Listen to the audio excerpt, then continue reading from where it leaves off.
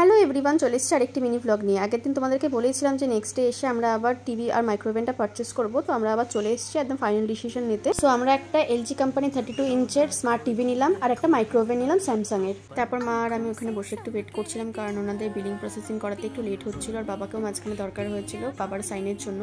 So তারপর ওনারা বললেন যে নেক্সট ডের মধ্যে ডেলিভারি হয়ে যাবে, তাই তাড়াতাড়ি আমরা বাড়ি চলে আসলাম। তো পরের দিন সকালবেলা দেখলাম 11টার মধ্যে ওনারা ডেলিভারি দিয়ে চলে গেলেন মাইক্রোওভেন আর টিভিটা।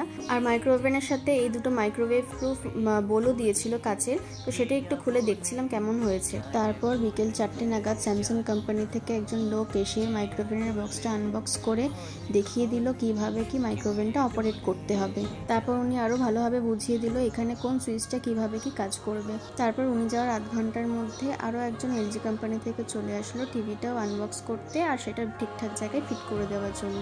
তারপর আমাদের বলা মতো জায়গায় উনি টিভিটা ঠিক করে সেট করে দিল। তারপর উনি টিভিটাকে অন করে ভালোভাবে সেটিংসগুলো ঠিক করে দিল আর কিভাবে কি টিভিটাকে অপারেট করতে হয় উনি ঠিকঠাকভাবে দেখিয়ে দিল। সো নেক্সট ভিডিও আসছে খুব তাড়াতাড়ি। Till then stay tuned, by.